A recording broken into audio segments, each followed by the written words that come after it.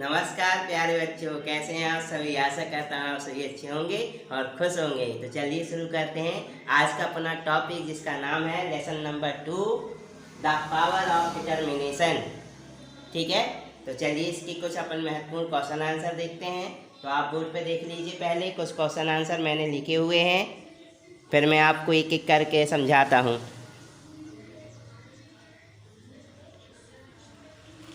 चलिए तो शुरू करते हैं। सबसे पहला अपन का क्वेश्चन है, what was the duty of the little boy. What was the duty of the little boy. What माने क्या, वॉच माने थी, द ड्यूटी यानी कर्तव्य, ऑफ द लिटिल बॉय यानी छोटे से बच्चे का। तो छोटे से बच्चे का क्या कर्तव्य था, यानी उसकी ड्यूटी क्या थी। तो देखिए जरा ध्यान से, ही हैड टू कम, उसे आना पड़ता था। ही हैड टू कम यानी उसे आना पड़ता था। टू स्कूल यानी कि स्कूल। अर्ली यानी कि जल्दी। एवरी डे यानी कि हर दिन, यानी उसे हर दिन स्कूल जल्दी आना पड़ता था। टू स्टार्ट द फायर यानी कि आग जलाने के लिए। एंड वार्म द रूम और कमरे को गर्म रखने के लिए। Before his teacher and classmate arrive, उसके शिक्षक और उसके साथियों के आने के पहले। तो यहाँ पे मैंने एस नहीं लगाया, तो ये मैं एस लगा देता हूँ, ये लीजिए।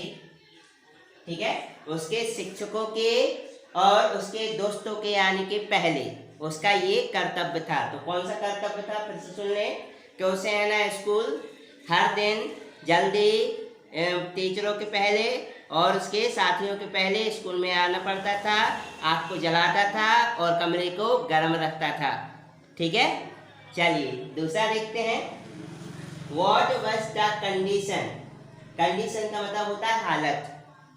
तो क्या हालत थी ऑफ द लिटिल बॉय यानी कि छोटे से बच्चे की। तो छोटे से बच्चे की क्या हालत थी, व्हेन यानी जब, ही वाज टेकन आउट उसे निकाला गया। ही वाज टेकन आउट यानी उसे निकाला गया। Of the burning school building, जलती हुई स्कूल बिल्डिंग से, यानी जलती हुई स्कूल बिल्डिंग से जब बच्चे को निकाला गया तो उसकी हालत कैसी थी, क्या थी। चलिए देखते हैं। ही वॉज अनकॉन्शियस, ये स्पेलिंग बेटा याद रखना बहुत जरूरी है, बिना स्पेलिंग के सब गड़बड़ हो जाता है। स्पेलिंग तो बिल्कुल पूरी कोशिश करो कि याद हो ही जाए, है ना। ही वॉज अनकॉन्शियस, इसका मीनिंग होता है वह बेहोश था। क्या था, बेहोश। बेहोश को अंग्रेजी में कहते हैं अनकॉन्शियस।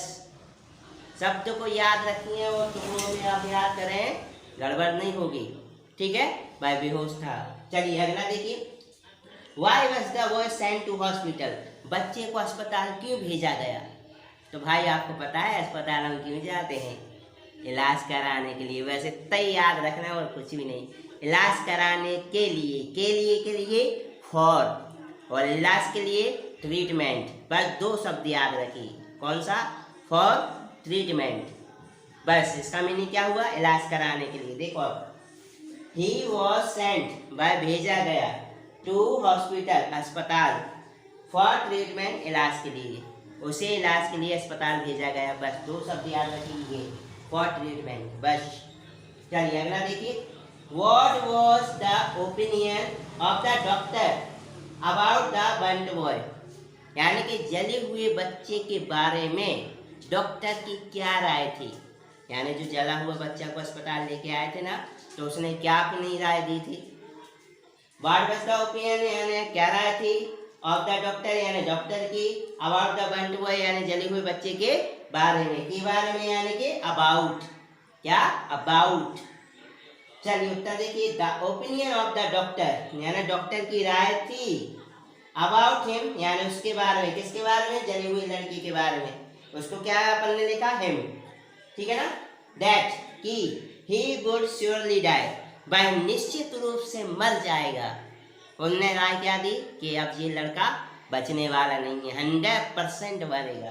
तो क्या है, that he would surely die. ये वाली लाइन अपन को याद रखना है कि वह बच्चा 100% पक्का मर जाएगा। जी किसकी राय थी, डॉक्टर की। फिर है ना, जब ये बात है ना बच्चे ने सुनी तो फिर उसने क्या किया, तो अगला क्वेश्चन में देखिए, व्हाट डिड द बॉय, लड़के ने क्या किया, डिसाइड यानी निश्चय, है ना, आफ्टर माने के बाद में, लिसनिंग यानी सुन करके, दैट की ही वुड श्योरली डाई, कि भाई निश्चित रूप से मर जाएगा।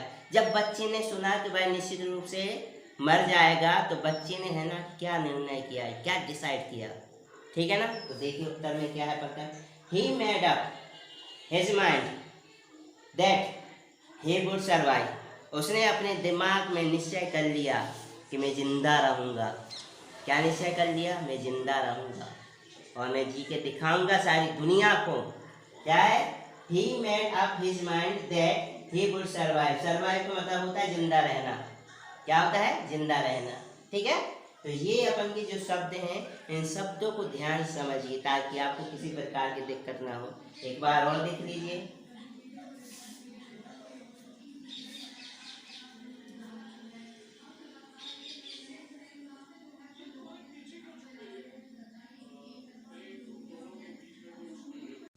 चलिए अब इसके बाद देखते हैं अगले क्वेश्चन जो 4 नंबर के या इससे ज़्यादा नंबर के आते हैं। तो देखिए, what was the effect of the doctors word on the terribly burned boy, यानी कि बुरी तरह से जले हुए बच्चे पर डॉक्टर के शब्दों का क्या प्रभाव पड़ा।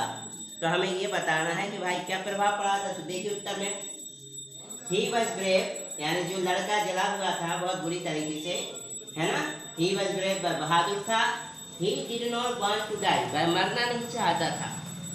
ही वॉज ब्रेव, वह बहादुर था। He did not want to die, वह मरना नहीं चाहता। He made up his mind, उसने अपने दिमाग में निश्चय किया, दैट की ही वुड सर्वाइव, वह जिंदा रहेगा। He would not be a cripple, भाई घिसट के नहीं चलेगा, यानी लंगड़ा के नहीं चलेगा, उसने निश्चय किया, है ना।